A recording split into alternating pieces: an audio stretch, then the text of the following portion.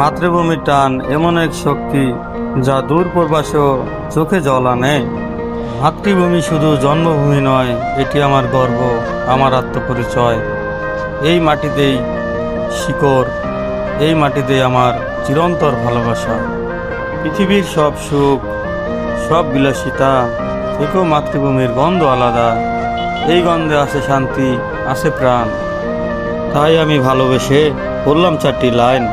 আপনিও যদি ভালোবাসেন আপনার মাতৃভূমিকে, ভিডিওটি রেখে দিবেন আপনারই টাইমলাইনে।